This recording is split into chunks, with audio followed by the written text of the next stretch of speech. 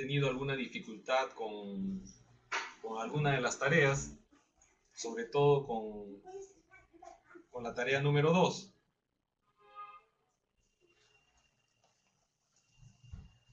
La tarea número 2 era acerca del enfoque de la interseccionalidad. Es un enfoque que nos permite mirar a las personas afectadas por hechos de violencia desde diferentes perspectivas, desde diferentes factores. Las personas somos seres integrales que compartimos cuestiones biológicas, cuestiones psicológicas y cuestiones sociales. Y en cada uno de estos componentes, las personas tienen sus particularidades. No es lo mismo ser una persona de la selva que de la costa, que de la sierra. No es lo mismo que ser del norte, del centro, del sur, a nivel cultural, a nivel educativo, a nivel del pensamiento social, a nivel de las familias, a nivel de los procesos de desarrollo, de los procesos de crecimiento, los procesos de alimentación, los procesos de salud. Esta es la riqueza que nos permite el enfoque de la interseccionalidad, mirar a la persona de una manera mucho más globalizada. Bueno, estamos cargando el PPT y yo quisiera, si alguien de ustedes ha tenido alguna dificultad respecto a la tarea, que levante la mano y lo podemos conversar. Es importante la participación de todos los alumnos, de todas las alumnas, porque influye en la calificación. Si bien es cierto, no lo determina, pero claro, es importante tener una clase activa, una clase participativa, y el hecho de que este curso sea un curso virtual nos permite estar interconectado con colegas, con especialistas, con personas interesadas y profesionales interesados en esta problemática, en la problemática de la violencia contra las mujeres y los integrantes del grupo familiar. Entonces nos permite tener una conexión. Si estamos conectados, por favor, yo quisiera que podamos intercambiar opiniones. Pueden hacer mediante el chat y pueden hacerlo levantando la mano y se conecta el micrófono y listo. Rosario Morales, buenas noches, está saludándonos. Hola Rosario. Munaiko, buenas noches. Buenas noches. No Buenas he podido noches, enviar, profesor. pues recién hoy me han instalado el programa Padbot. Tuve dificultades. Sí, Y pues sí, hay algunos sí, colegas, recién, alumnos que están teniendo dificultades, pero esto se está resolviendo fácilmente. No va a haber ningún tipo de sí, dificultad posterior. Dígame, sí, por Rosario, me favor, estaba diciendo espéreme algo, unos creo. días para poder enviar el trabajo. Sí, buenas noches. Recién me han instalado hoy día el programa Padbot. Por eso le Ya, dije a la señorita encargada que me dé unos días para poder enviarle a usted el trabajo. ya. Bueno, ¿Aló? con mucho gusto, digamos, los plazos los pone la universidad y tenemos que tratar de respetar los plazos que pone la universidad. Hay algunos colegas que me están solicitando inscribirse también en el curso. Ese tema lo tienen que hablar con la universidad, con la colega Eliana, sin ningún problema. Ella va a absolver todos los temas logísticos, administrativos respecto al Patmos y de qué manera nos podemos conectar mejor. Porque la idea es de que ustedes tengan una comunicación fluida y sin ningún tipo de dificultad. Eso es lo que queremos. Desde la universidad hay ese empeño y hay ese interés de que el curso continúe y no tenga ningún tipo de dificultades, y menos ustedes. Ok, gracias, profesor. Muchas gracias. Bueno, como mencionábamos, este curso es un curso que tiene por título Evaluación e Intervención en Violencia Familiar y de Pareja.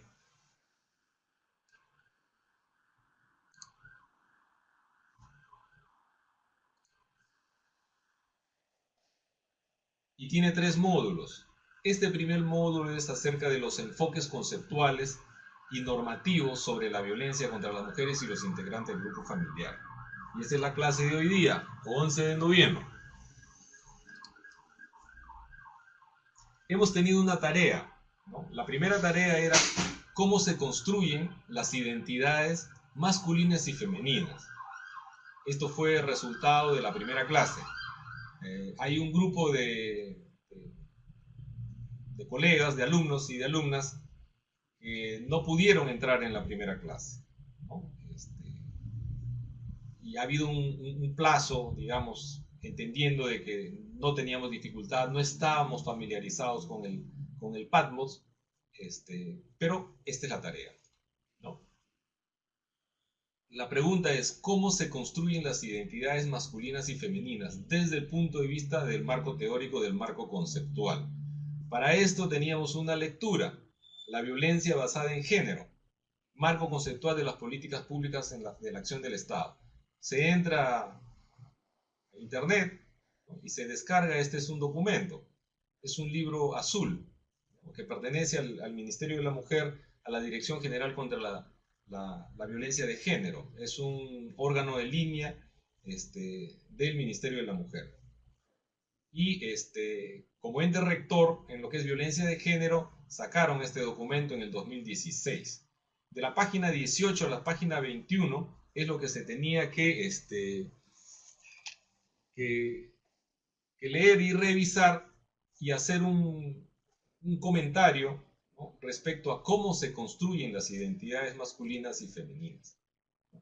Cómo la parte biológica es influida por la parte social, ¿no? Por la parte familiar. De qué manera las familias influyen, ¿no? En que tú, si eres varón, tienes que conducirte como hombre, y los hombres tienen determinadas conductas y se espera determinadas respuestas de un varón, ¿no? Y de una mujer se esperan determinadas conductas y respuestas, ¿no? Actitudes, formas de pensar, formas de ser, que son, desde el punto de vista que compartimos, inculcadas desde el momento de la identificación del sexo de las personas. Y así crecemos. Hombres y mujeres vamos creciendo así. Bueno, esto fue una primera tarea. Sé que están llegando las tareas, ya han llegado en un buen número, y espero que los que todavía no lo han completado lo completen, porque hoy tenemos otra tarea, ¿no? Igual de importante.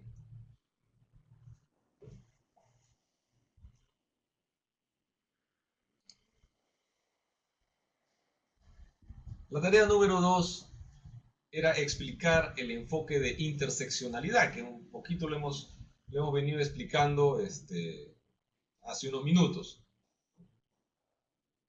Para esto tenían que revisar el marco jurídico.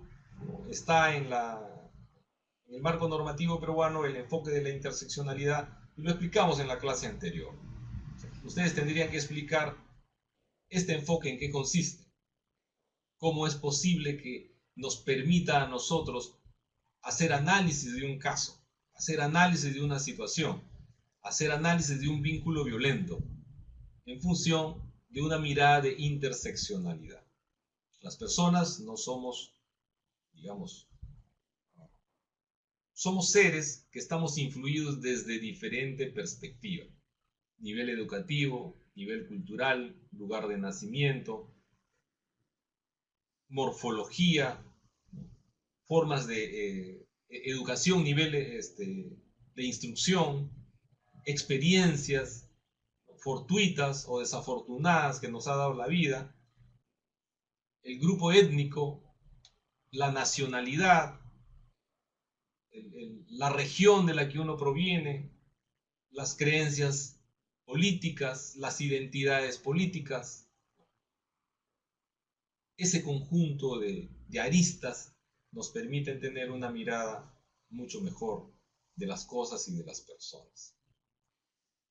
Bueno, yo estoy esperando las tareas. Yo haré el comentario respectivo a cada una de las tareas que ustedes nos la hagan llegar. Hoy día tenemos una tarea y que al final de la clase lo vamos a señalar.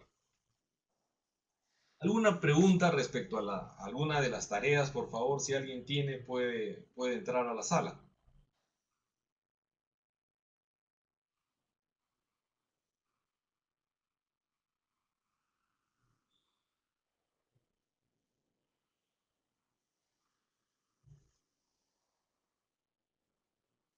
El alumno Munaico está escribiendo en el chat y nos está diciendo que tiene dificultades con la cámara, que no se puede divisar. No, todavía no, Vicky, por favor, no lo pongas al video todavía.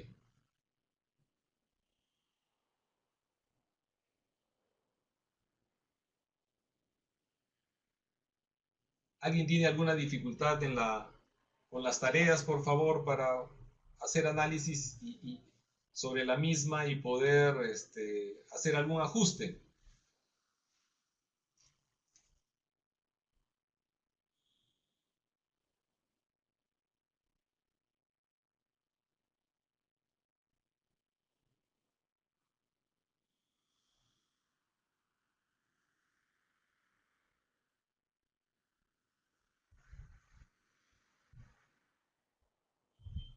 Madeleine, buenas noches.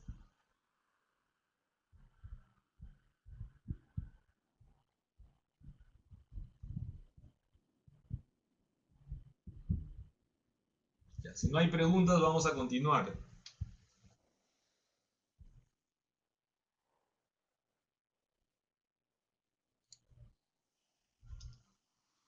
Habíamos señalado respecto a la tarea anterior, esta diapositiva refuerza lo que acabamos de señalar, ¿no?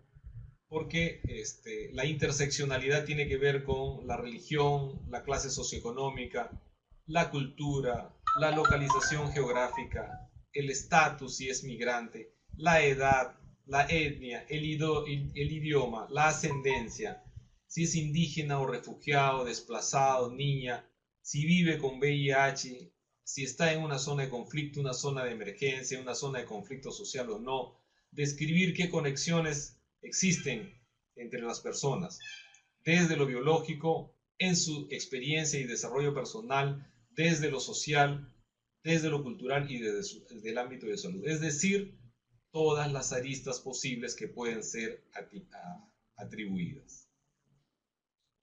Ya creo que les estoy ayudando mucho con la tarea.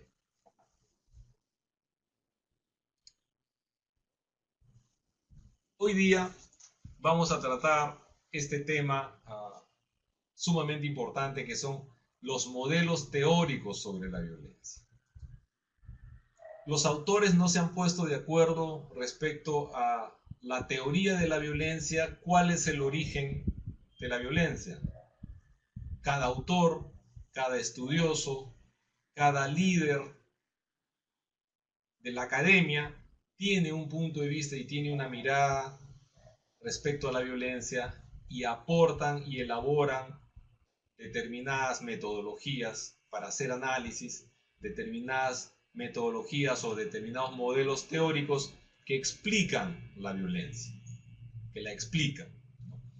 Entonces, tenemos varios modelos teóricos. Pero antes de entrar a los modelos teóricos, queríamos señalar violencia, el concepto de violencia, de qué manera está siendo abordada desde diferentes lugares en la región y a nivel internacional. Por ejemplo, en Bolivia utilizan el término violencia contra la mujer. En Brasil, violencia doméstica. En España, violencia de género. En Chile y en Costa Rica, violencia intrafamiliar. Y en el Perú, desde el 2016, estamos hablando de violencia contra las mujeres y los integrantes del grupo familiar. Entonces, el abordaje a estos temas de violencia también influye desde lo político, porque desde los estados, cada estado, a nivel internacional y el Estado peruano desarrolla una política para prevenir, erradicar y sancionar la violencia contra las mujeres y los integrantes del grupo familiar. Utilizan de diferentes enfoques, utilizan los principios y también utilizan teorías, metodologías teóricas, el aporte de la academia para explicar el problema de la violencia. Y aquí tenemos algunos.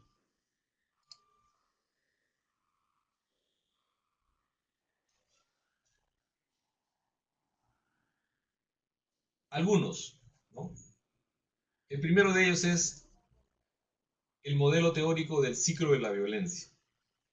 El segundo de ellos es el modelo ecológico. El tercero de ellos es escalada de la violencia. El cuarto de ellos, la rueda de control, de poder y control, el modelo Duluth. El quinto, la indefensión aprendida. El sexto, los teóricos biologistas. Uno séptimo, el aprendizaje social. Y uno séptimo, los estructuralistas. Bueno, cada uno de estos modelos teóricos los vamos a desarrollar en esta clase. Y vamos a empezar por el ciclo de la violencia.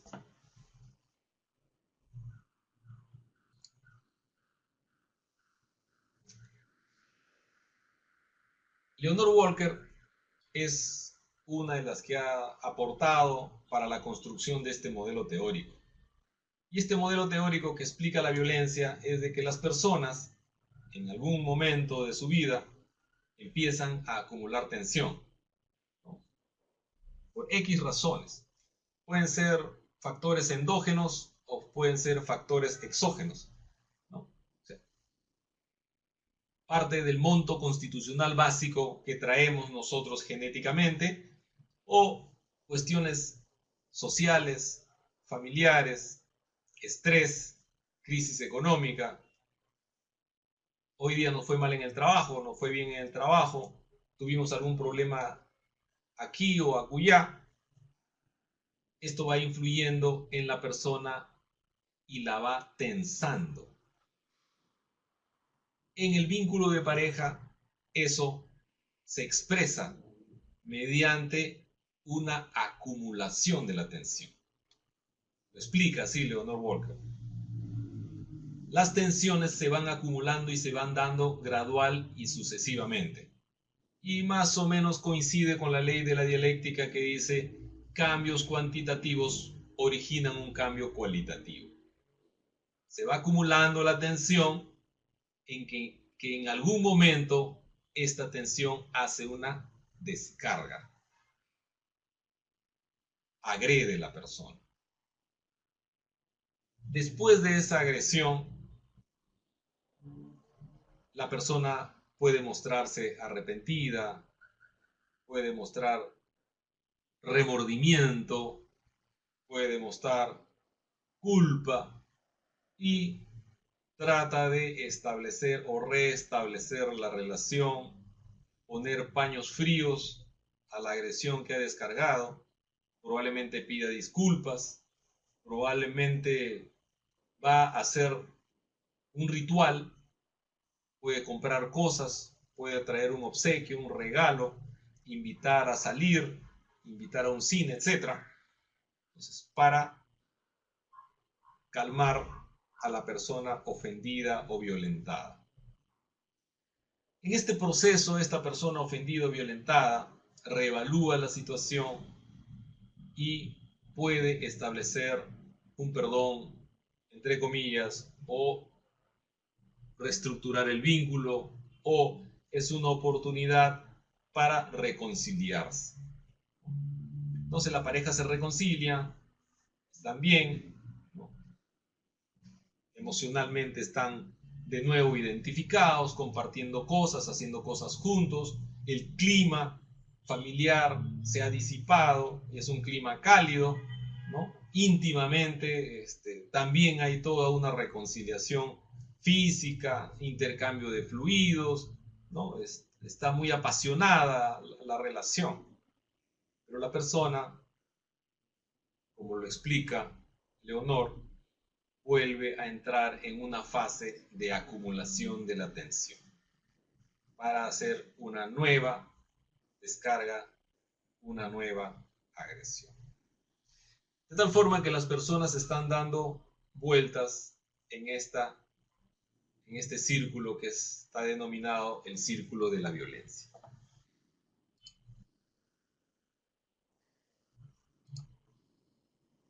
Este círculo de la violencia empieza el noviazgo.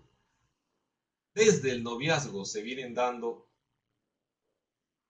expresiones de este ciclo de violencia. Desde el noviazgo. Desde que la persona establece un vínculo, ¿no? Normalmente con gestos, digamos, gestos bonitos, entre comillas, ¿no? De preocupación, de detalles, pero lo que busca es esconder detrás de esa conducta, establecer una relación de poder y que progresivamente puede transformarse en vigilancia. El hecho de que una persona te acompañe de manera constante no significa necesariamente seguridad de su parte. No significa necesariamente que la persona realmente está deseosa de acompañarte. Tal vez está deseosa de controlarte, de que no converses con uno, no converses con otro, de que seas con él quien te traslades y con él que te retorne, un poco asfixiándote. Bien.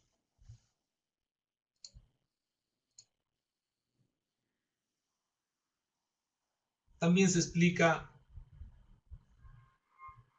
en esta primera fase que hay una dinámica que se va haciendo una implosión, ¿no? Como dicen los gestálticos. Incrementan la tensión y la hostilidad de manera gradual. Y luego llega el episodio agudo. El gran peligro, el gran riesgo de un episodio agudo, de una explosión, es de que puede terminar en feminicidio. Eso es uno de los grandes riesgos. Puede terminar en conductas que pongan en serio riesgo la integridad de una persona, que pueda afectar seriamente la salud de una persona. Ese es el riesgo de esta fase, ¿no? Del episodio agudo de violencia, la explosión. Bueno, ya lo hemos explicado, lo de la luna de miel, hay todo un proceso, una supuesta arrepentimiento. Algunos colegas le llaman a esto falso arrepentimiento, porque la persona no deja de ser lo que es, lo que ha construido su identidad. Acuérdense de la primera tarea. La identidad está construida para establecer vínculos sobre la base del poder, del ejercicio de poder y del control. Vínculos con algunos mandatos para que me obedezcan, para que, entre comillas, me rindan pleitesía, me den cuenta, ¿no? A cambio de cuestiones económicas. Si soy el proveedor, ¿no? Exijo que la administren bien. Estas identidades las hemos construido desde muy pequeño. Y la identidad femenina también ha sido construida desde muy pequeña, ¿no? Esas formas de pensar, ¿no? Que tiene que ser cariñosa, dedicada al hogar. Probablemente le exigen que no trabaje, que no estudie, que no utilice métodos anticonceptivos. Algunos, entre comillas, machistas extremos. En esta fase de la luna de miel o de la reconciliación, vamos a encontrar que las usuarias que en un primer momento llegaron al servicio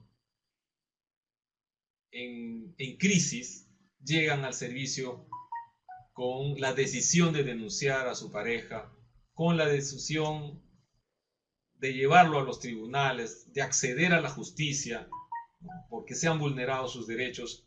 Cuando entran en la fase de la luna de miel, regresan al servicio y nos dicen que quieren retirar la denuncia. Y que si han firmado algún documento, lo que quieren es retirar la firma del documento. Entonces, tenemos nosotros como operadores, como responsables de servicios, tenemos que tener esta mirada del ciclo de la violencia. Nos permite tener una visión de que eso va a ocurrir. Si la usuaria ha tenido un ciclo de violencia anterior y hoy día está en un episodio agudo, es probable, muy probable, de que vuelva a entrar en luna de miel muy pronto o en un determinado tiempo. Y nuevamente va a acumular tensión y probablemente va a ser un episodio agudo de violencia otra vez. Esta mirada teórica, este modelo teórico nos permite tener esa mirada, esa seguridad, ¿no? Entonces tenemos que entender a las usuarias que vienen en fase de tensión, que vienen en fase de episodio agudo o que vienen en fase de reconciliación.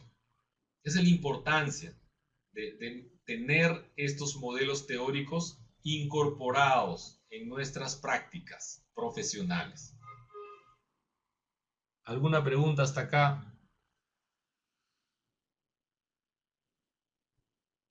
Madeleine está pidiendo bibliografía sobre la tarea. Sobre la primera tarea está en el marco conceptual y sobre la segunda tarea está en el marco normativo.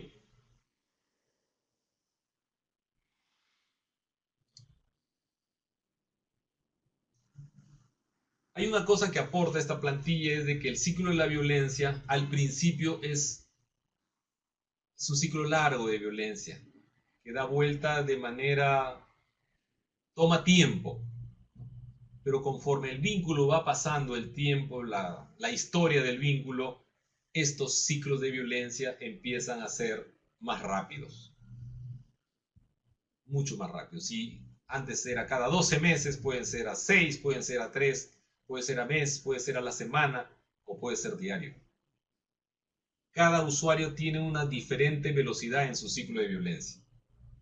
Y la cronología de su ciclo de violencia depende de cada usuario. Pero la lógica es que es progresiva. Los tiempos largos se van acortando. Algo pasa con mi pantalla.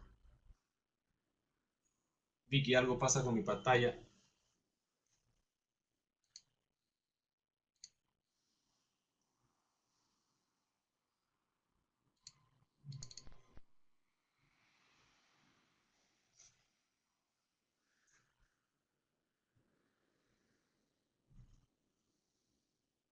Aló, Vicky.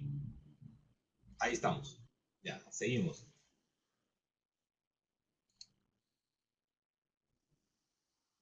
Esta es otra diapositiva que tiene que ver con el mismo ciclo de la violencia. Acumulación de tensión, explosión, arrepentimiento o luna de miel.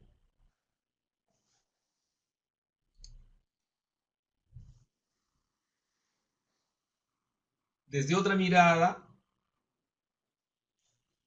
este ciclo de violencia también lo llaman espiral del abuso, ¿no? Que habla de la calma.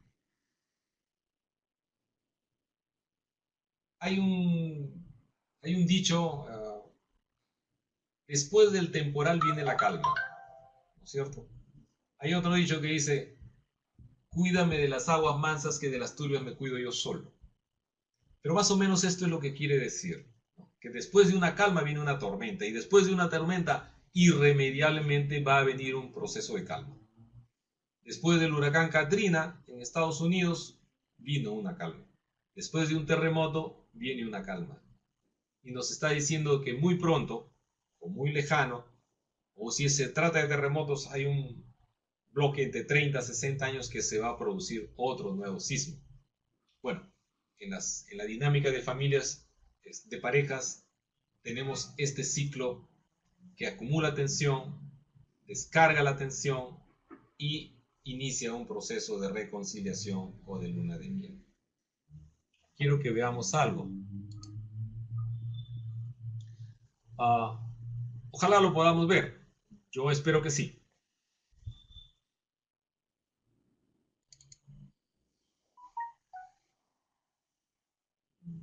No se puede ver.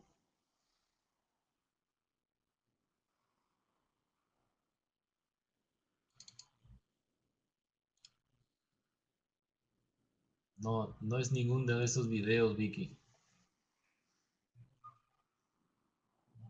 Voy a salir un ratito ya.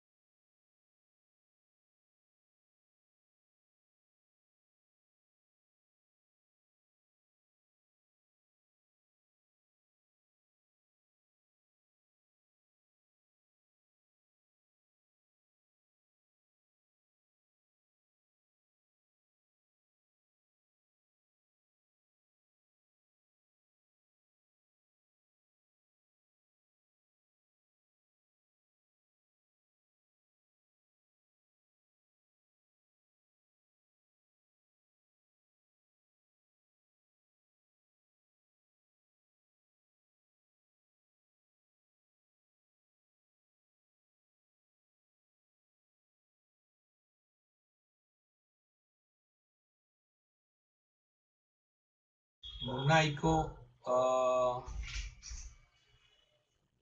está bien Monaico, no se puede hacer otra cosa si está fallando su cámara. Luis Sandoval, buenas noches, ¿cómo estás? Yanina, buenas noches. Yanina, bienvenida al curso. Vicky, estamos listos cuando quieras. Vamos a prestar atención a este video, por favor. El ciclo de la violencia contra las mujeres. ¿Conoces a una amiga que esté en una relación violenta? ¿Te preguntas por qué ella continúa en esa relación? Cuando alguien vive violencia, se encuentra en un ciclo espantoso, que se repite una y otra vez, como un remolino. Esto va dañando su autoestima, la aísla de las personas y cada vez es más difícil salir de la relación violenta. Conozcamos las 3 fases del ciclo de la violencia contra las mujeres. El ciclo comienza con la fase de acumulación de tensión, donde las mujeres van notando que sus parejas están más susceptibles. El ciclo de la violencia contra las mujeres.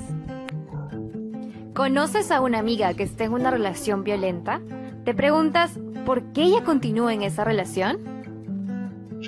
Cuando alguien vive violencia, se encuentra en un ciclo espantoso, que se repite una y otra vez, como un remolino. Esto va dañando su autoestima, la aísla de las personas y cada vez es más difícil salir de la relación violenta. Conozcamos las 3 fases del ciclo de la violencia contra las mujeres. El ciclo comienza con la fase de acumulación de tensión, donde las mujeres van notando que sus parejas están más susceptibles, le responden con enojo o enfado y ante cualquier diferencia de opiniones o situaciones de la vida diaria encuentran motivos para pelear o para minimizar sus opiniones. Esta tensión se produce porque los hombres están acostumbrados, desean y esperan que sea su opinión la que prevalezca. Pero en realidad la situación no va a mejorar. Todo lo contrario, si seguimos en una relación así, estamos en grave peligro. El ciclo se va a repetir y los ataques de seguro serán más graves y nos harán más daño. En la tercera fase, arrepentimiento y reconciliación, el agresor pide perdón a su pareja, le hace regalos, promete que no volverá a agredirla y trata de mostrar arrepentimiento. Le hace creer a su pareja, le hace regalos, promete que no volverá a agredirla a su pareja, le hace regalos, promete que no a su pareja, le hace regalos, promete que no volverá a agredirla y trata de mostrar arrepentimiento. Le hace creer que se siente muy culpable y que nunca más lo volverá a hacer. El falso arrepentimiento mantiene la ilusión de que él cambiará y que todo estará bien, lo cual hace que la relación continúe. Sin embargo, tarde o temprano habrá otra nueva pelea que desencadene un nuevo ataque y el ciclo se repetirá. Luego de un tiempo, luego de varios ciclos, algunas de las fases serán cada vez más breves, llegando incluso a desaparecer. La fase de acumulación de tensión será más corta. Ante cualquier pelea, la respuesta inmediata será el ataque, y la fase de arrepentimiento también irá desapareciendo. El agresor ya no mostrará remordimiento ni buscará reconciliarse, porque sabe que no tendrá castigo y será perdonado. El ciclo se hace cada vez más corto y los ataques más frecuentes y severos. Y sin darse cuenta, después de tantas amenazas, insultos y golpes, la autoestima de las mujeres baja, se sienten deprimidas, sin esperanzas e incluso culpables de la conducta de su pareja y con vergüenza sobre lo que dirán sus amistades y familiares. Todo esto influye en que no se sientan capaces de romper con la relación. Cuando nos enamoramos, creemos que la situación puede mejorar si nos esforzamos y luchamos.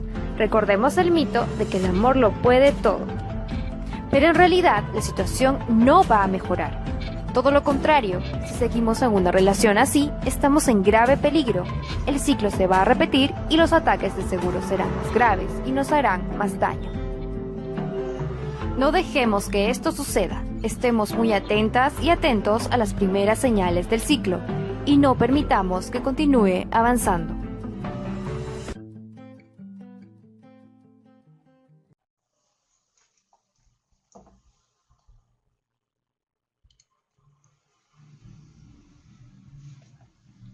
Bueno, gracias a los que se están incorporando. Hay una observación que está haciendo Naico respecto al círculo de la violencia, ¿no? Que podría obedecer a que la persona ha naturalizado la violencia, ¿no? O también obedece a otros factores como la dependencia emocional, económica, síndrome de indefensión u otros. Bueno, lo acabamos de visualizar, el ciclo de la violencia. Quedémonos con lo que hemos percibido y que vamos a entrar a otro modelo teórico.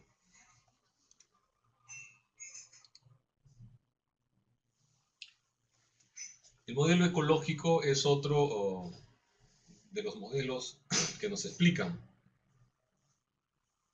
Urie Bronfenbrenner es el autor de esto, ¿no? Es un colega estadounidense,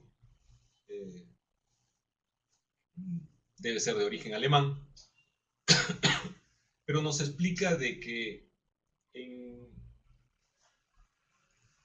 toda persona funciona sobre la base de sistemas, y los sistemas son diferentes, que van de los espacios más pequeños a los espacios más grandes. Los espacios más pequeños son aquellos que se llaman personales o individualizados, el sistema personal o el sistema individualizado.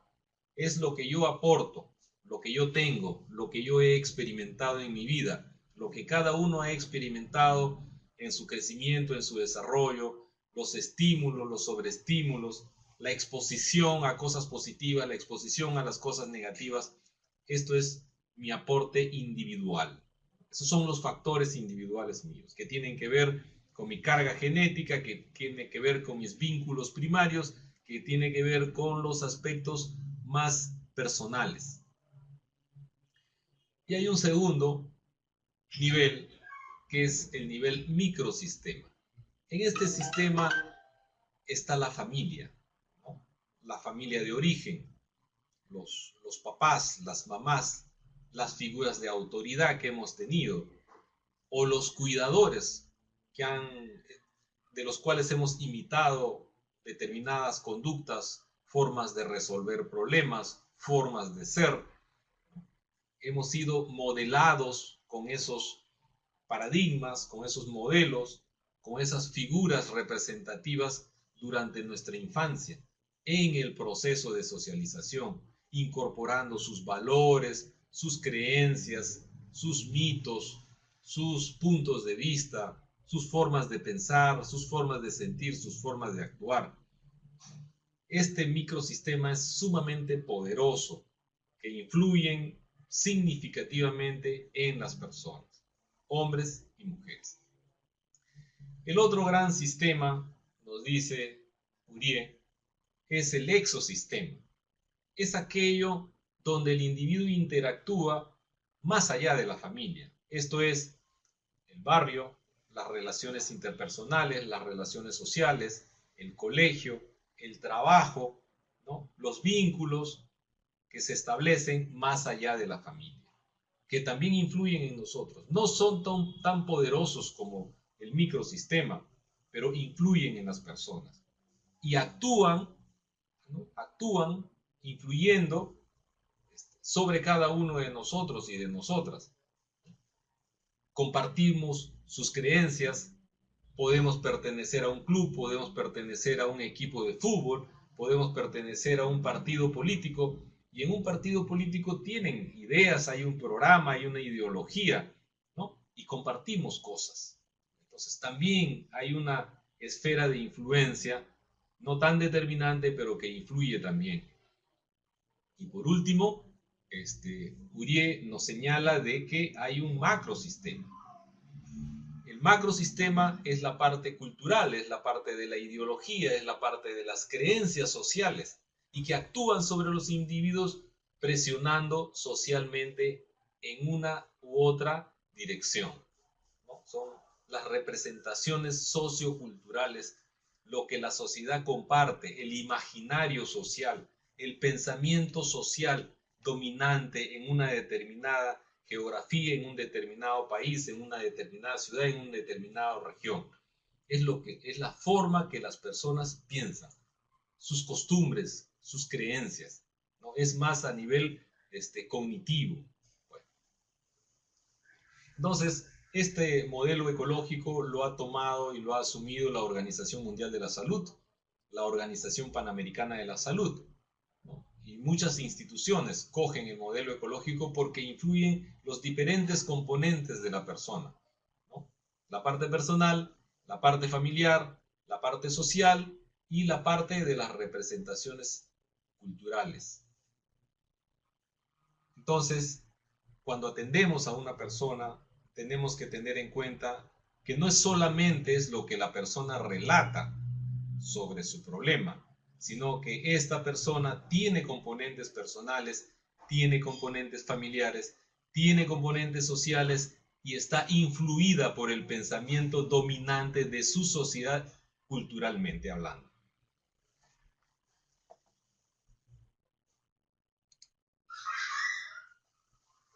Este cuadro nos permite tener una mirada, ¿no? El individuo está al centro, la familia es el siguiente sistema, ¿no? Las instituciones y finalmente las creencias, la ideología dominante de una sociedad, de una cultura.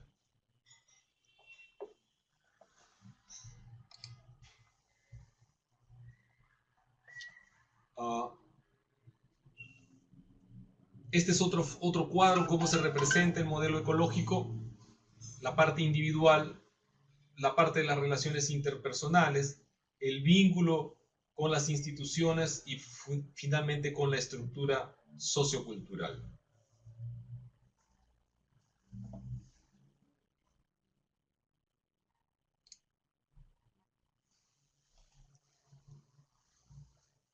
Quiero pedir a Vicky, por favor.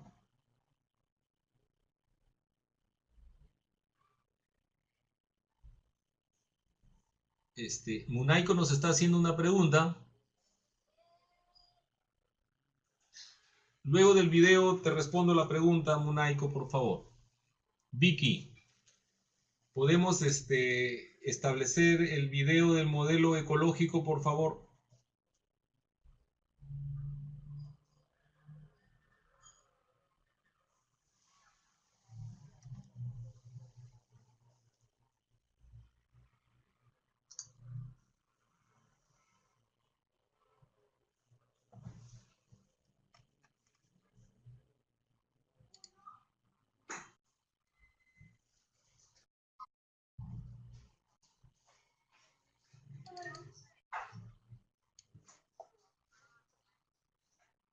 Aló, Vicky.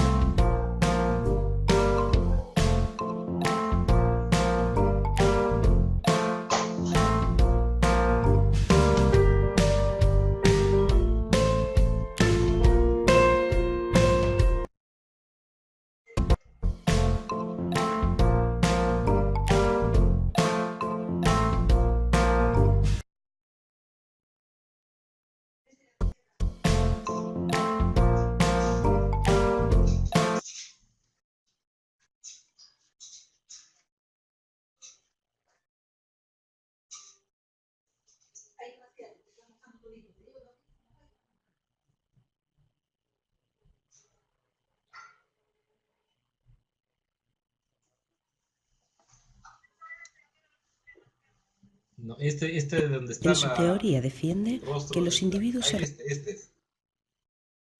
en el ambiente ecológico en un conjunto de estructuras seriadas y estructuras en diferentes niveles, en donde cada uno de esos sistemas contiene al otro.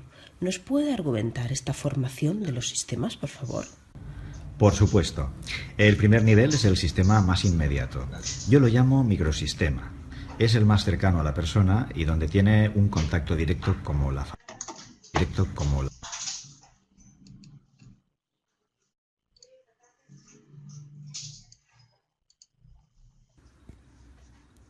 Buenos días. Iniciamos hoy nuestro programa con la compañía del doctor en psicología, Uwe Bronfenbrenner. Bienvenido, profesor.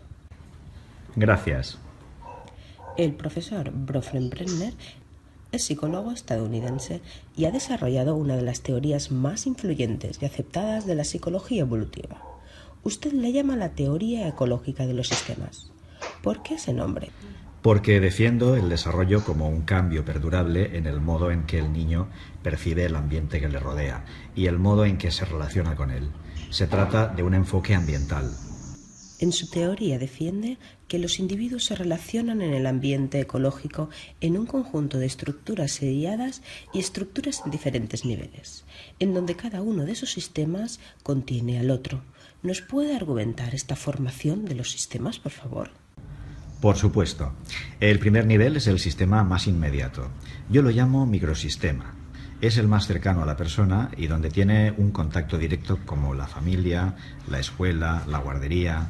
Las relaciones en el microsistema son bidireccionales y es el nivel más influyente de mi teoría. El siguiente nivel lo llamo mesosistema. Comprende las interrelaciones de dos o más entornos en los que la persona en desarrollo participa activamente.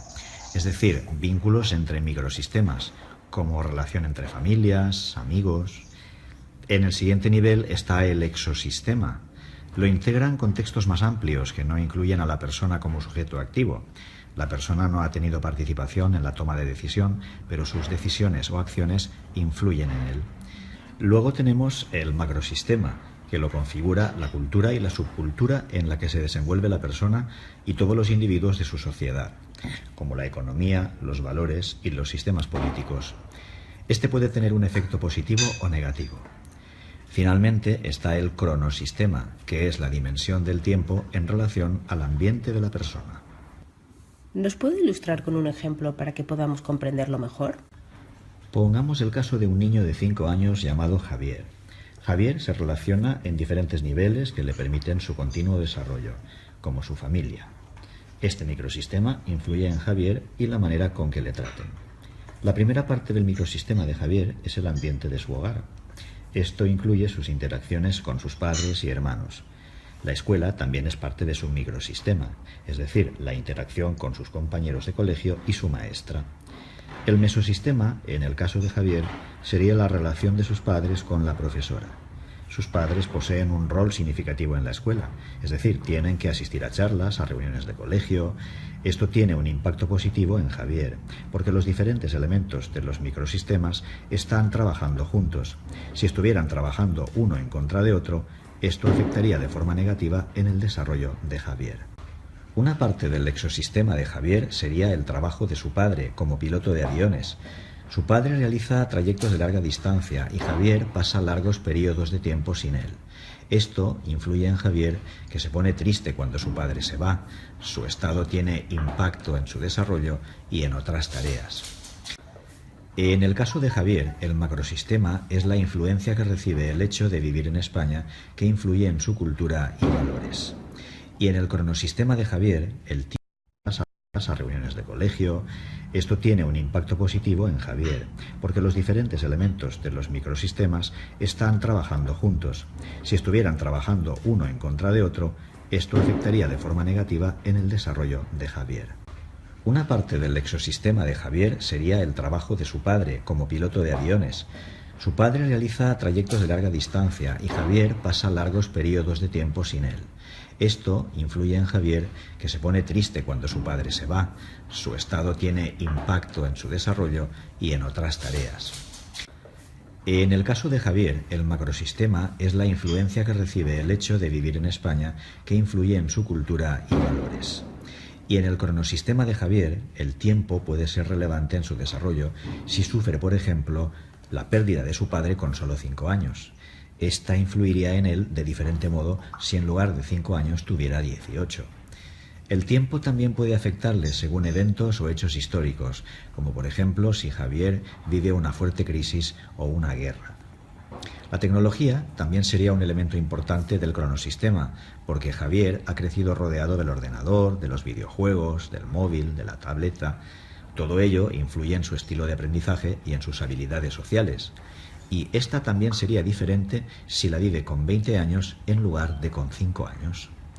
La capacidad de desarrollo depende de la participación del conjunto en los diferentes contextos y la comunicación que hay entre ellos.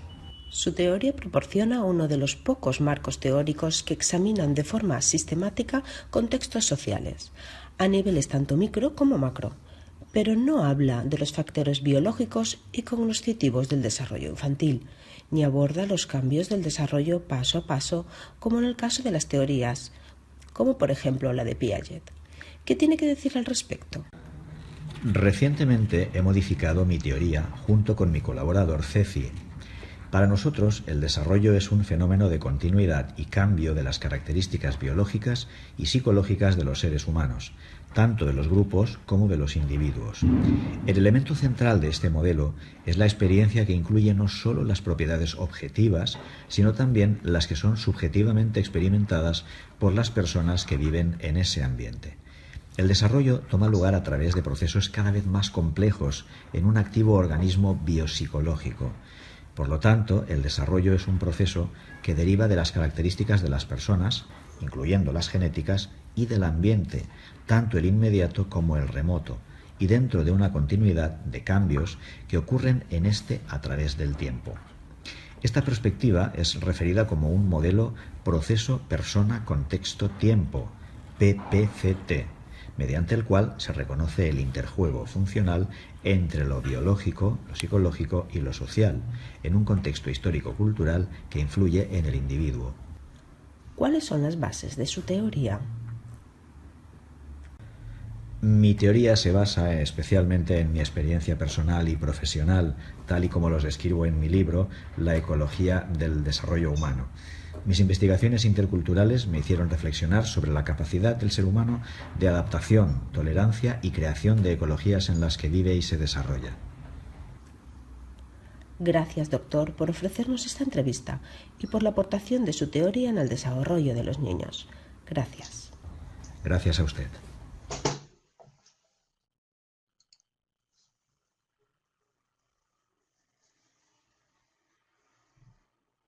¿Qué les pareció? ¿Algún comentario quiere hacer algún alumno, alguna alumna, por favor?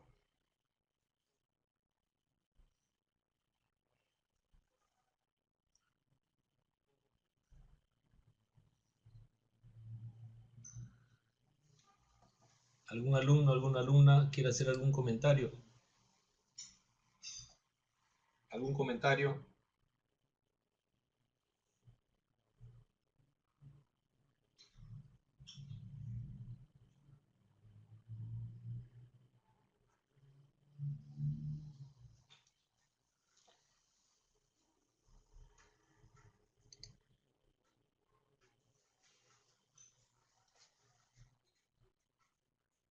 El otro modelo teórico es aquel que señala la escalada de la violencia. La violencia, según estos teóricos, es gradual, progresiva y que va de menos a más. A través del tiempo, la violencia se va recrudeciendo, se va haciendo más crónica y sus expresiones de violencia cada vez son más impactantes en las otras personas. En cuanto a la modalidad de la violencia, pasa de lo sutil a un grito, de un grito a un insulto, de un insulto a un empujón, de un empujón a un empellón, de un empellón a un golpe, de un golpe de mano a un golpe, una patada, con un objeto, y puede terminar en un feminicidio. Este modelo teórico nos dice que la violencia va en progresión hacia el rumbo fatal. Primero son las agresiones psicológicas, seguidamente las agresiones de tipo verbal, las agresiones físicas y puede terminar en una muerte violenta.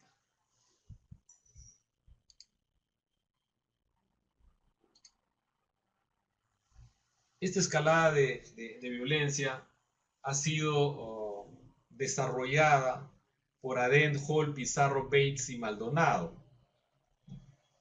que habla de 4 niveles de la violencia en una pirámide, ¿no? La pirámide de la escalada de la violencia.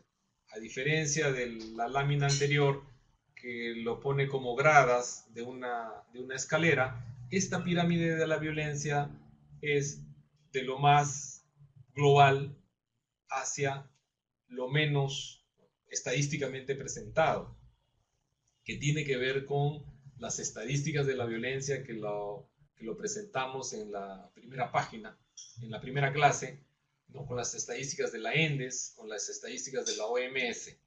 ¿No? Pero en la primera fase, en la base de la pirámide de la escalada de la violencia, encontramos todas las expresiones psicológicas de violencia. Estas expresiones psicológicas tienen que ver con el hecho de que las personas invisibilizamos la violencia, tratamos de controlar, hacemos bromas de tipo sexistas y que aparentemente son indicadores entre comillas normales. Pero esa es la base sobre la cual se va nutriendo toda esta pirámide hasta llegar a la punta del iceberg. Una segunda capa, una segunda parte de este triángulo son ya las agresiones de tipo verbales. humillaciones directas, insultos directos, desvalorizaciones, ¿no? Desprecios, chantajes emocionales. Ya pasamos a este segundo nivel, digamos, de la pirámide de la violencia, que es un escalón más de la violencia en escalada. El tercer escalón es el escalón de la violencia física, ¿no? De la agresión psicológica directa, de la agresión verbal directa, ¿no? Para obtener subordinación, para ejercer poder sobre la otra persona, para obtener sumisión de las personas. Cuando estas formas, estos intentos de controlar empiezan a fracasar, puede llegar a un extremo de la violencia, que puede ser una agresión de tipo sexual, una agresión física, con un arma blanca, con un arma de fuego, y que puede culminar en la muerte de una persona. Entonces, cuando nosotros tenemos usuarios o usuarias, tenemos que identificar en qué fase de la escalada de la violencia están. Así como era importante explicarnos en qué fase del ciclo de la violencia está la persona, es importante también determinar ecológicamente de qué manera está influida esta persona para su actuar, ¿no? En el problema. Y también es importante porque nos permite ver en esta escalada de la violencia en qué nivel está la persona. ¿Está a nivel verbal? ¿Está a nivel físico? ¿O en qué nivel va a llegar? O sea, usted como especialista, usted como persona que atiende a personas o que conoce de casos de personas, tiene que tener, ¿no?, una perfecta idea de en qué etapa de la escalada de la violencia está una persona y a qué etapa va a pasar. Generalmente las personas no regresan a una etapa inicial. Generalmente las personas involucradas en violencia ejercen gradualmente mayores dosis de violencia para obtener sus logros, sus objetivos, que es la sumisión.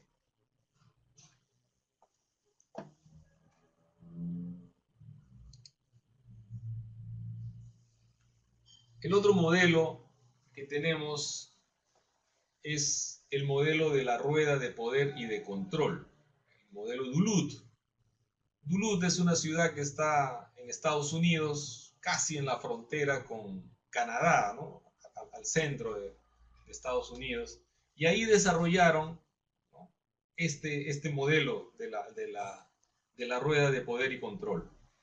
Esta rueda nos explica de qué manera el ejercicio de poder y de control, ¿no?, que está al centro de la rueda, caracterizan patrones, acciones que hace aquel que ejerce este control, ¿no? Y vamos a ver cuáles son. Ahí está. Esta rueda de poder y control se ejerce mediante la violencia física, sexual o psicológica. El poder y control resulta de las amenazas, de la intimidación, del abuso emocional, aislando a la otra persona, desvalorizando, negando y culpabilizándola, utilizando a los niños. Algo ha pasado acá.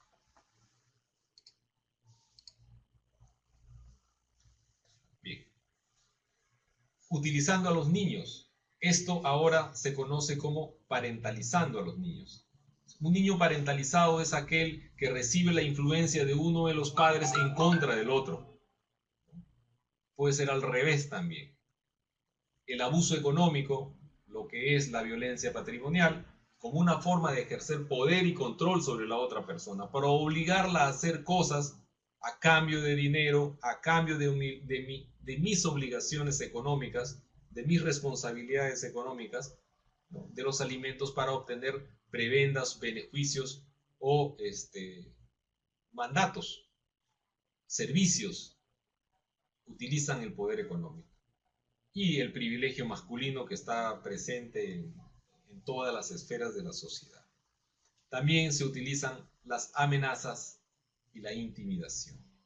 Bueno, este círculo de poder y control es el aporte de estos colegas del estado de Minnesota en Estados Unidos, en la ciudad de Duluth. Se aportan a la psicología y aportan al abordaje de la problemática de la violencia contra las mujeres, este círculo de poder y control. Ustedes van a tener acceso a esta diapositiva y lo pueden revisar de una manera continua, ¿no?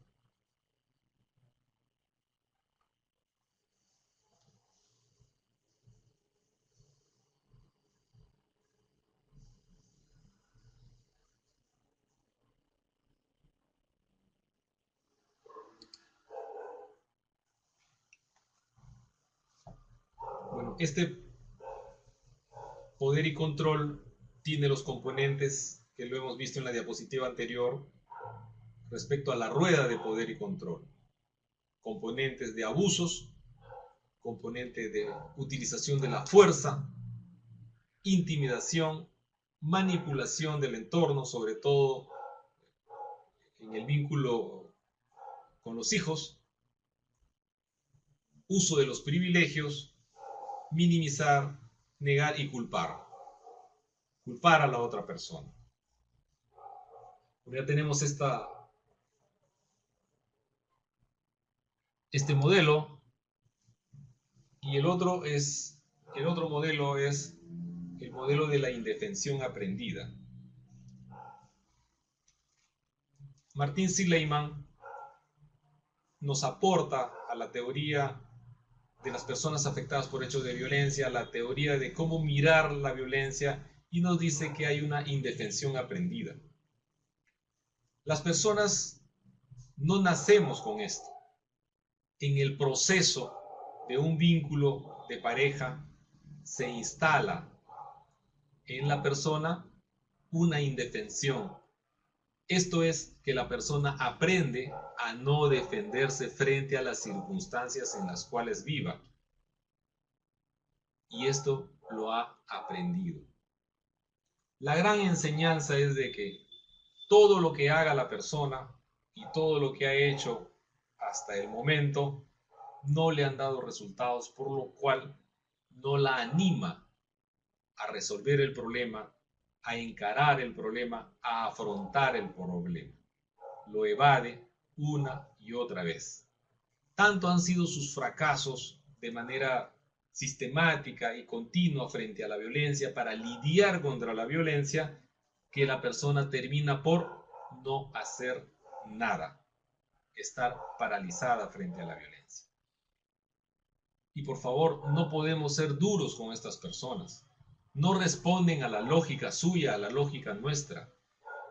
Responden a su propia lógica.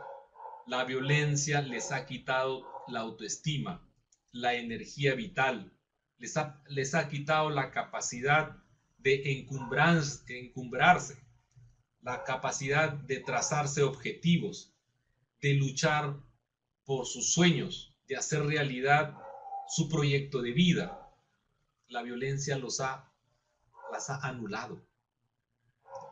Entonces tenemos que tener esa mirada comprensiva y compasiva de las personas que tienen esta indefensión aprendida, porque no les queda de otra. Es una forma de cómo han aprendido a lidiar con la violencia, no defendiéndose. Al final no se defienden. Esta pasividad la observamos nosotros en las personas que vienen a nuestros servicios. No utilizan los recursos que tienen a la mano. Es que no pueden utilizarlos. No podemos ser duros con estas personas. Tenemos que tener una comprensión, y gradual y paulatinamente lo que tenemos que hacer es empoderarlas en su ejercicio de derechos, en el ejercicio de su ciudadanía. Empoderarlas. emocionalmente, psicológicamente, socialmente, normativamente. O sea, tenemos que recuperar a estas personas. Y lo logran, lo logran. Bueno.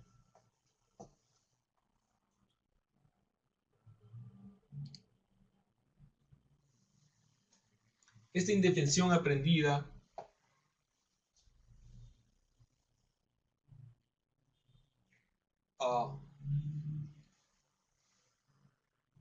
la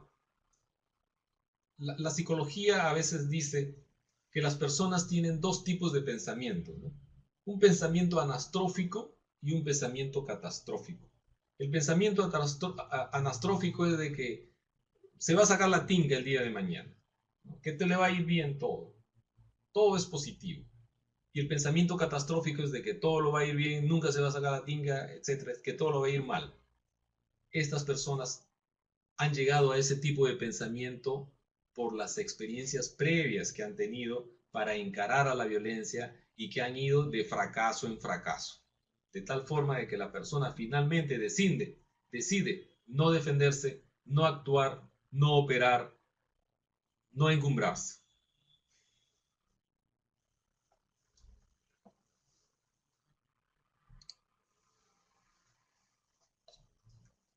Un maltrato que se repite de manera constante disminuye en la persona su capacidad para responder, volviéndola sumisa y pasiva. Sumisa y pasiva. O sea, cognitivamente llega a la convicción de que no va a tener un resultado favorable.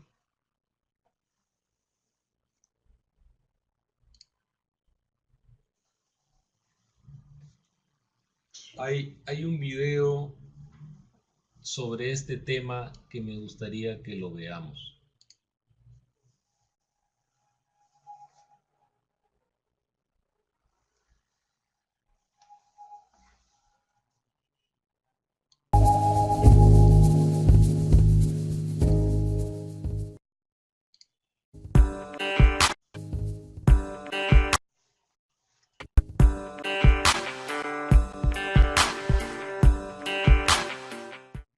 Una de las historias más escalofriantes que vivimos el pasado 6 de septiembre de 2011 en la Ciudad de México fue la historia protagonizada por Jorge Antonio Iniestra, el llamado monstruo de Iztapalapa, y Clara Tapia Herrera, su expareja, que después de haber denunciado las atrocidades de Jorge Iniestra, ha pasado de víctima a ser victimaria por las autoridades capitalinas. El tema de la violencia es un tema sumamente delicado, sobre todo cuando no tomamos en cuenta que las personas que están expuestas de manera continua a este tipo de situación tienen que construir un mecanismo de defensa que les permita sobrellevar este momento difícil de sus vidas. Esto no justifica ciertas acciones, sin embargo, nos permite entender de manera profunda el infierno en el que la mujer víctima de violencia tiene que vivir. Es importante aclarar que no me estoy refiriendo a un mecanismo que surge cuando se está expuesto o expuesta a un hecho de violencia aislado. Me estoy refiriendo a un mecanismo que se va construyendo cuando la mujer, especialmente, está expuesta de manera continua a violencia durante toda su vida. Este mecanismo tiene un nombre, se llama síndrome de indefensión aprendida y es una adaptación psicológica que va construyendo la víctima de violencia para poder sobrellevar la vida. Sin embargo, esto le impide reconocer que tiene la capacidad para poder cambiar. Desafortunadamente, la manera en la que se adapta es a través de sentir que no cuenta con los elementos suficientes para poder controlar la situación, sintiéndose, como su nombre lo indica, indefensa ante la violencia cotidiana que ha vivido a lo largo de toda su existencia. En los intentos que la mujer víctima de violencia hace por contener, esquivar, y enfrentar estas situaciones violentas, y pensando que lo hace bajo un contexto de muy baja autoestima, la mujer lo que vive es una sensación total de indefensión. Nadie puede ayudarlas a salir de esa vida que creen que es la que merecen. Y cuando lo hacen, ayudadas como Clara por su hermana, las autoridades hacen todo por convertir a la mujer de víctima en victimaria. Y lo hacen al no tomar en cuenta la historia de vida de esta mujer, el género al que pertenece en una sociedad patriarcal y toda su historia de vida. Reconocerse como víctima de violencia, traicionar a quien ha sido su compañero, enfrentar el juicio social y las limitaciones tanto psicológicas como económicas que tiene una mujer que ha sido tratada con violencia durante toda su vida, no es una forma fácil de encarar a la sociedad. Es importante que en el caso de Clara y de todas las mujeres que han vivido violencia, las autoridades tomen conciencia y asuman la responsabilidad de entender y de comprender la situación de violencia que las mujeres viven a lo largo de su vida.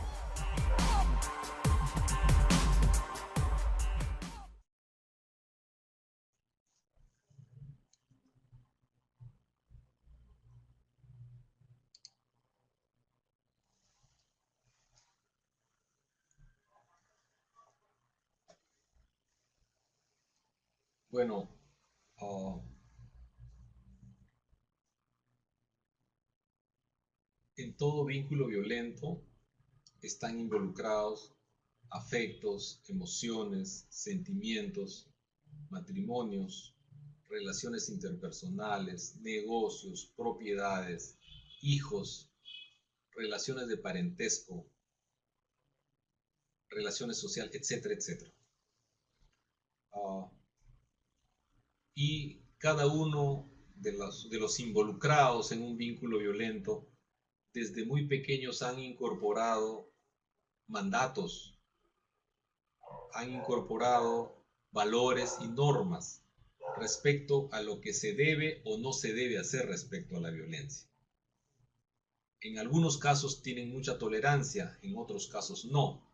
En algunos casos llegan a la indefensión aprendida, en otros casos están en ciclo de la violencia de manera frecuente, en otros casos vamos a ver que entran en la escalada de la violencia. En otros casos vamos a poder apreciar claramente de qué manera los sistemas están interactuando. Entonces, esa es la riqueza de lo que nos proporciona los modelos teóricos para poder entender y comprender a las personas afectadas por hechos de violencia. No es fácil estar en esa situación, no es imposible salir de esa situación, pero las personas que viven en una situación de violencia la pasan muy mal. Ellos y sus hijos y sus personas.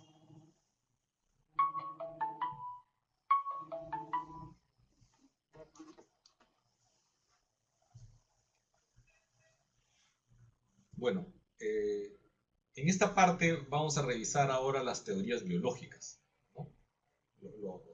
Algunos son etólogos o biologistas y que se basan en algunos conceptos ya superados, pero que de igual forma lo vamos a plantear acá, que dicen que la violencia es instintiva, ¿no?, al sexo masculino. Y hacen una analogía con algunos animales en los cuales la fiereza, el hecho de ser macho, el macho alfa de la manada, ¿no es cierto?, el dominante, ¿no?, que va a tener, digamos, un harén de hembras a su disposición, como se da en el caso de los lobos marinos, como se da en el caso de los felinos, ¿no? El macho dominante subordina a los otros machos y a las hembras, ¿no?, para el apareamiento y la reproducción. Esos conceptos los traen a la explicación de la violencia y dicen que es un problema hormonal, genético, de que los hombres son así, ¿no?, son agresivos, son hostiles, ¿no? Es la testosterona lo que tiene que ver en eso. O sea, son biológicamente eso, entre comillas, algunos dicen que es la naturaleza humana, la naturaleza del varón, ¿no? Ser agresivo, ser hostil, ser violento, ¿no? Mora en nosotros digamos, el homus, el pithecanthropus, el homus erectus, mora en nosotros. Entonces, piensan que el hombre está como hace 8.000 años, 10.000 años, ¿no? en las cavernas con sus mazos, y que no ha habido un proceso de socialización, de culturización, en fin. Y afirman, ¿no?, de que la agresividad es innata e instintiva al ser humano, y que los varones asumimos esto. Eso nos dicen estos colegas teóricos de la biología.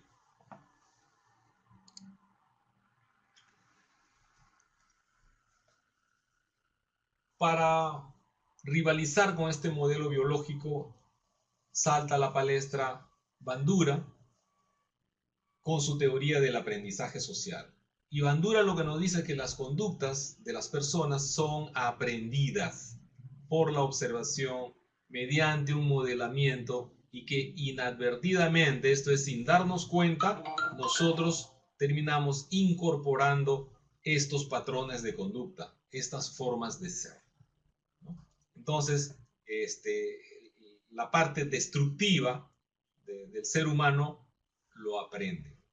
Y este aprendizaje social también se da para dar una explicación a la delincuencia, ¿no? También para dar una explicación al ejercicio de la violencia sobre otras personas. La mayoría de agresores en la sociedad son varones. Y la agresión de estos varones no solamente es contra sus parejas, también contra otros hombres, también contra personas en situaciones de vulnerabilidad, también sobre personas indefensas. Bueno, este aprendizaje, esta adquisición agresiva, tiene una característica de haber sido aprendidas. ¿Dónde aprenden las personas? ¿Cómo es que usted y yo hablamos el castellano? Usted y yo hablamos el castellano porque hemos nacido en Latinoamérica y hemos escuchado y hemos imitado y hemos interiorizado el castellano como forma de comunicación.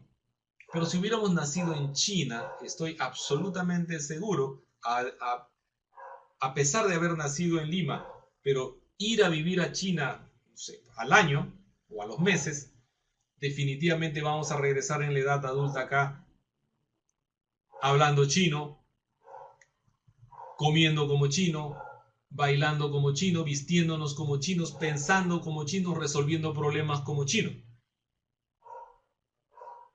Bandura se basa en estos conceptos, en estos elementos, para afirmar de que las conductas son aprendidas del medio social donde la persona vive.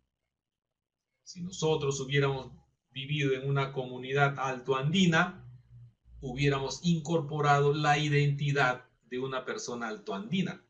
Si nosotros hubiéramos nacido en una comunidad de la selva peruana, tendríamos la identidad de una persona nativa de la selva peruana, compartiendo sus comidas, sus músicas, su cultura. Esa es la importancia de Alberto Bandura, que nos dice que las conductas de las personas son aprendidas socialmente mediante un modelamiento y la imitación.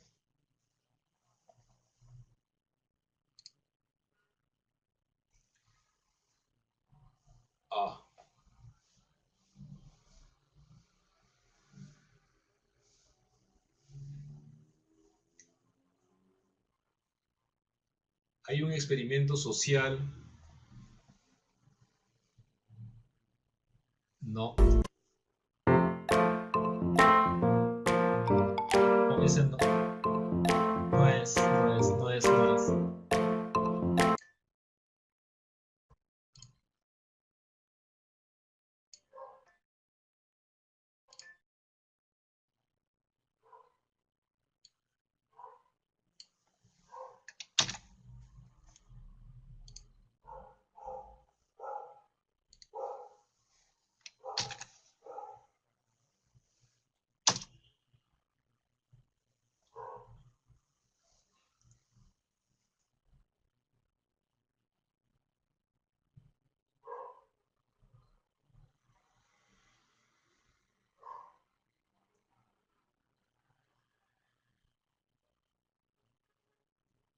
Vicky, ¿podemos subir este video que está en el chat, por favor?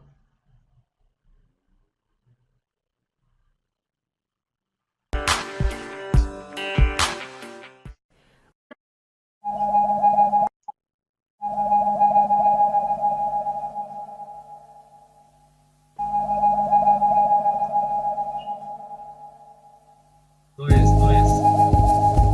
El que está en el chat, Vicky, por favor.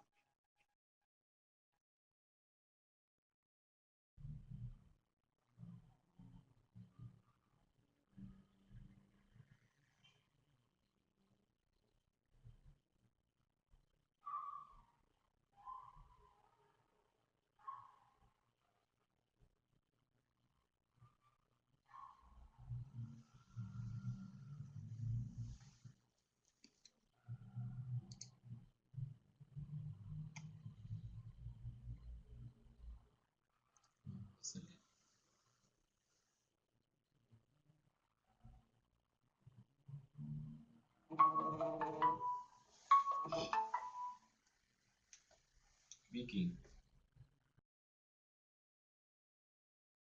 En la que un adulto golpeaba a una muñeca de plástico con un mazo, la tiraba al aire, la pateaba y la bofeteaba. Después se dejó a cada niño jugando solo en una habitación con juguetes entre los que estaba la muñeca. Como muestran las imágenes, muchos de los pequeños que habían visto la película imitaron el comportamiento del adulto e incluso idearon modos nuevos de golpear a la muñeca. Los que no habían visto la película no mostraron ninguna de las conductas agresivas del adulto. El experimento demuestra que los niños aprenden conductas agresivas por la pura observación de los demás. Casos de la década de 1900.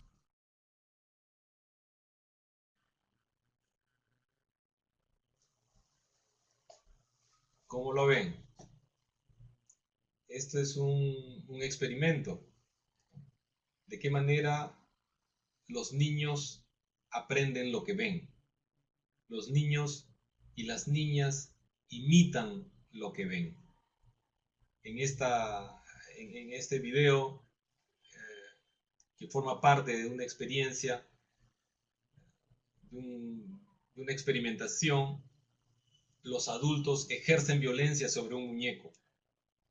Enseñan la película a los niños y cuando los niños son expuestos a estos muñecos, realizan las mismas conductas por imitación. Aprendieron a comportarse de esa forma. No tiene nada que ver con lo instintivo, no tiene nada que ver con las cuestiones hormonales. Es una conducta a la que llegan por imitación.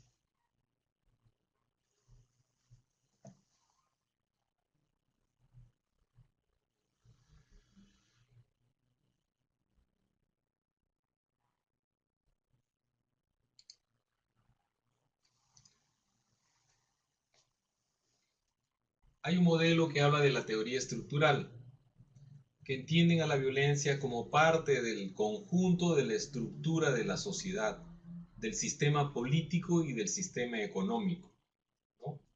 Y que responde a ese tipo de sociedad y a ese tipo de estructura. Los críticos a este modelo señalan de que en el mundo existen diferentes sociedades, pero el ejercicio de la violencia se da en sociedades más igualitarias, menos igualitarias, más desarrolladas, menos desarrolladas, es transversal al conjunto de estructuras sociales y al conjunto de estructuras culturales.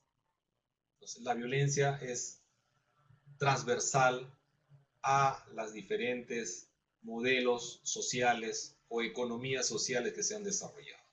Y los modelos sociales no hacen nada más que reproducir lo que el pensamiento dominante en una determinada época determina para su colectividad, determina para las formas de actuar y de desenvolverse de varones y de mujeres.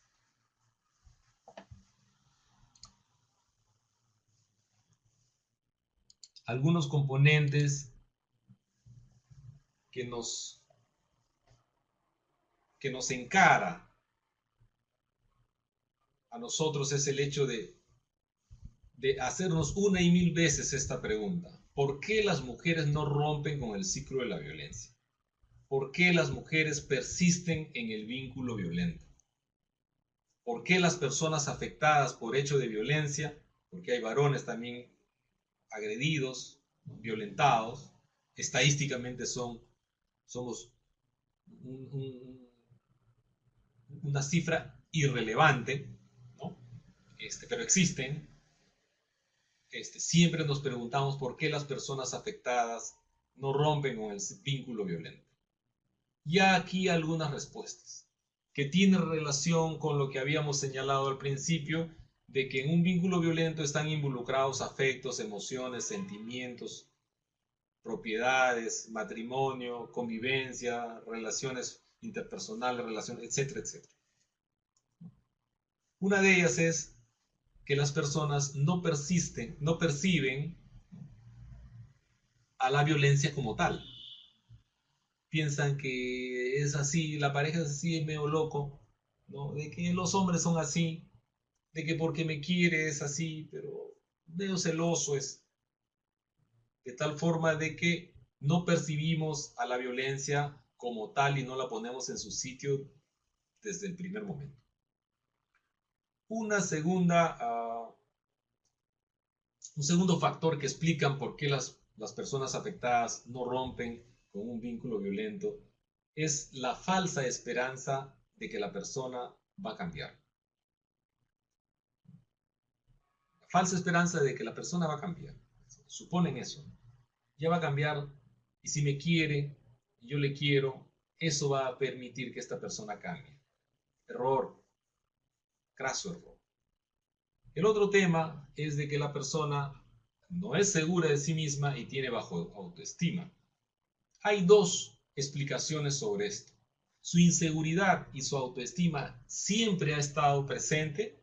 ¿O es que el vínculo de la violencia ha incrementado en disminuir su seguridad y disminuir su autoestima? Hay dos probabilidades. Y lo más probable es que esto haya sido construido desde la identidad de la persona. Esto es, en sus primeros años de vida, en su proceso de socialización. Y que la violencia, en esta etapa, la ha recrudecido.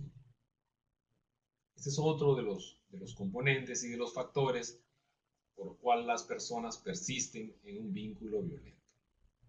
El otro componente es lo que hemos visto como modelo teórico esta noche, es la indefensión aprendida. La persona aprende a no defenderse. Sus intentos anteriores han terminado fracasando, de tal forma de que la persona se autoconvence de que de esto no va a poder salir y de que salir no es posible. El otro componente es la dependencia emocional de la persona que agrede. Esto es bastante estudiado, ¿no? Hay personas que no toleran su soledad, hay personas que establecen un vínculo y cuando terminan un vínculo inmediatamente están construyendo otro vínculo por un tema de dependencia y piensan que sin esta persona no está a su lado no van a poder lograr objetivos, lograr metas, ¿no? Van a ser personas casi incapacitadas para poder ejercerse y ser ellas mismas, ¿no? En su propio proyecto de vida. No conciben un propio proyecto de vida sin estar con una pareja. Y si la pareja no está, entran en una ansiedad y en una angustia que no les permite tener bienestar. Ese es el otro componente, la dependencia. Otro componente es la vergüenza y los sentimientos de culpa. La persona termina convencida de que es la responsable de la violencia. No de que el otro ha ejercido violencia sobre ella, sino de que ella algo hizo. ¿No? Porque algo hizo, porque el hijo se enfermó, porque el hijo se cayó, porque la sopa se saló, porque la ropa no está bien lavada, porque planchó el pantalón con 3 rayas. No visibiliza que la responsabilidad de la violencia es de aquella persona que lo ejerce. No lo percibe así. La culpa la tiene inmovilizada a esta persona que no puede afrontar de una manera más asertiva, más positiva para su vida y su bienestar al vínculo violento. El otro factor es la preocupación por los hijos y por las hijas. Hay personas que piensan que si la pareja no está al lado, no van a poder salir adelante con los hijos. Que los hijos se van a descarriar, que los hijos van a salir mal, que van a terminar en pandilla, en alcohol, que no van a poderlos ayudar a desarrollarse en el sistema educativo y a insertarse en el mundo adulto productivo. Hay personas que no tienen esa mirada, no tienen esa confianza, de tal forma que piensan que con la pareja al lado eso sí va a ser posible. Error, también error. Y que está en relación con este otro factor que es el sentimiento del fracaso, que solos no van a poder, que solas no van a poder encarar de manera adecuada, que no les va a ir bien en el trabajo, que no les va a ir bien en el estudio, que no les va a ir bien con los hijos, que no van a poder manejar a los hijos, que no van a poder encarar las responsabilidades de asumirse como persona adulta en el futuro. Eso las llena de pánico. Otro de los factores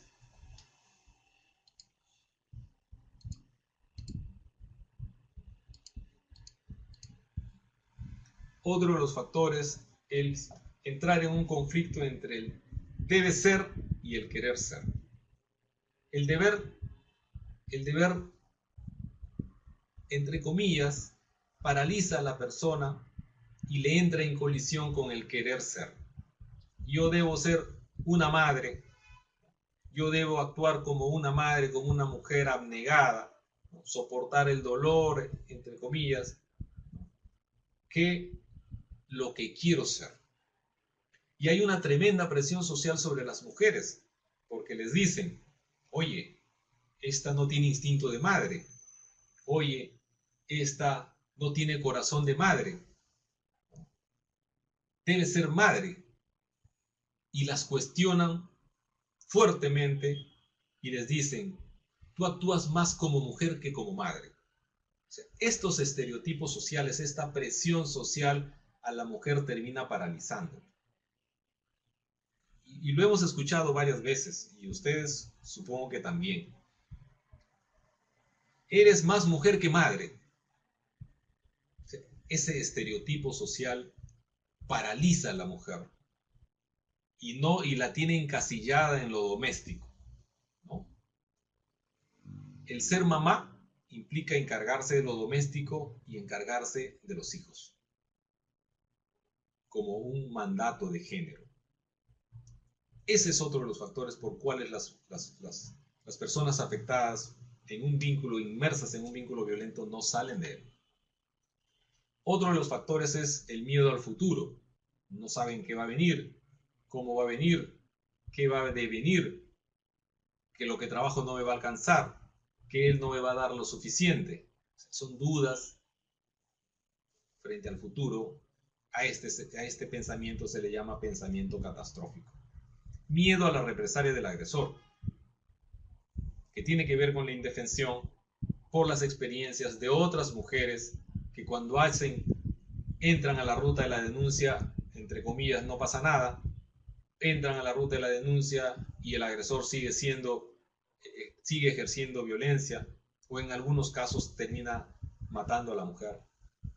Estos son mensajes sociales que se van difundiendo, ¿no? El hecho de que la justicia no sea justicia de una manera inmediata, no sea oportuna, no sea eficaz, hacen que las mujeres desistan y empodera más a los varones que ejercen violencia. El otro tema, el otro factor es el aislamiento social, que piensan que una mujer separada no es lo mismo que una mujer casada. Una mujer divorciada no es lo mismo que una mujer que está en un vínculo de pareja. Socialmente no se ve bien. Antes, mucho más que ahora, ¿no? Pero como que cuestionan, ¿no?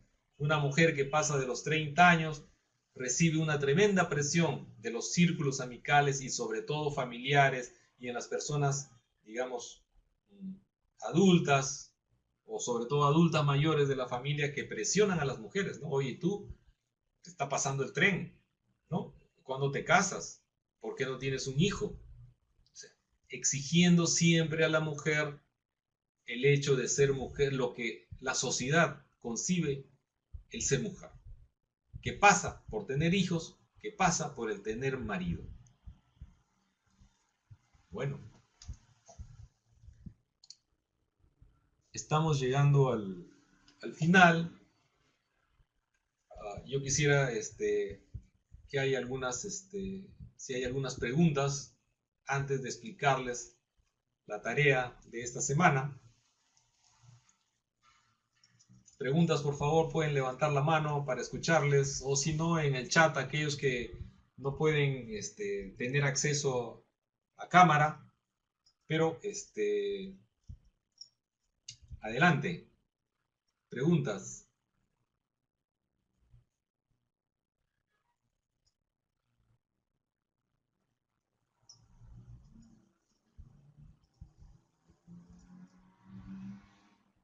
Gracias, Luis, por tu comentario. ¿Alguna pregunta?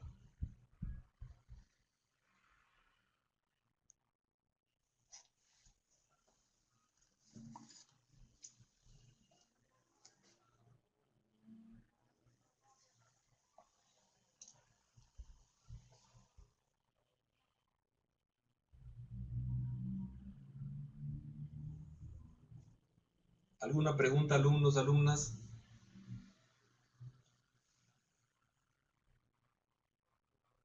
Ok. Entonces, vamos a dejar esta tarea. Rocío Morales me dice, muy didáctica la clase, interesante. Gracias, Rocío. Vamos a explicar entonces la tarea porque ya tenemos que ir terminando.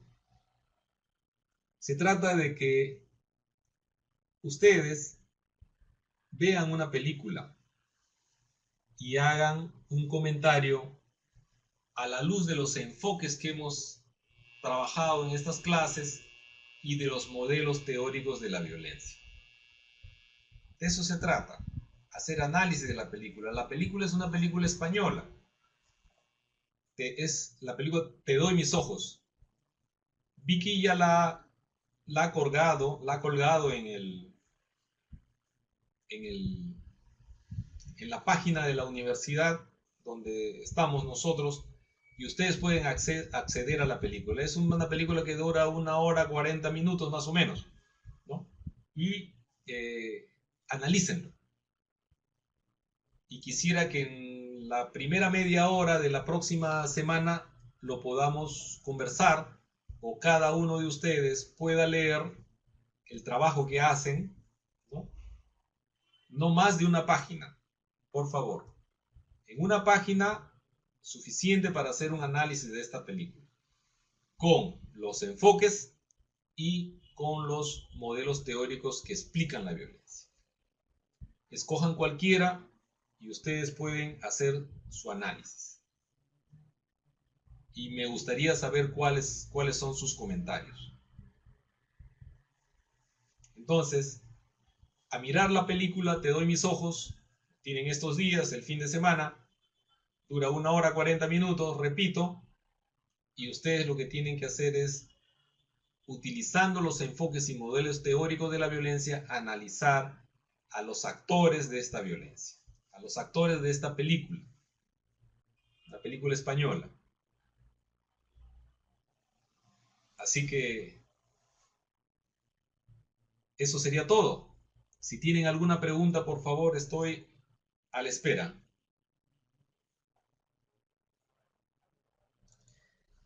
Yanina me dice, excelente clase, nos ayuda a enriquecernos más en este tema. Gracias, Yanina. Liz Flores, una consulta. ¿Se escoge solo un modelo teórico para realizar el análisis? Buena pregunta, Liz. Ustedes escojan el modelo teórico que más les acomoda. Si pueden integrar otros modelos teóricos, háganlo. Pero con uno es suficiente.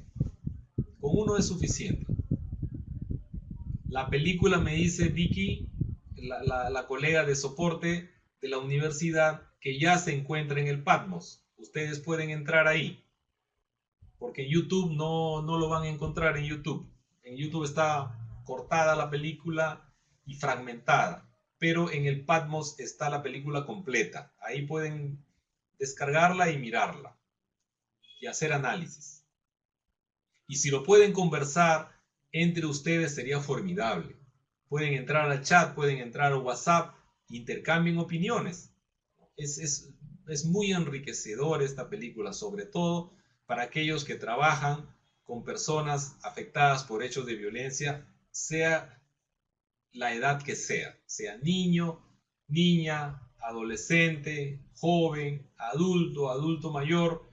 Es transversal, la violencia es transversal en todo y presente en todo el ciclo de vida de las personas que están afectadas por hechos de violencia.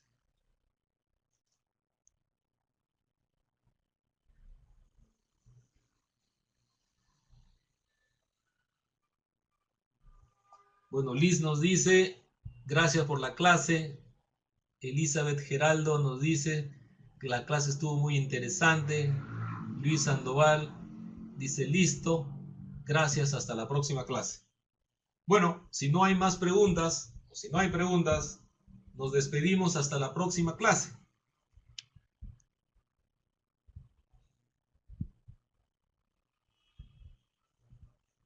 Matilde Vargas, bienvenida al curso, Matilde. Lidwer, gracias. Madeleine, gracias. Gracias, colegas. Alumnos y alumnas, nos vemos el próximo lunes a las 7 de la noche. Gracias.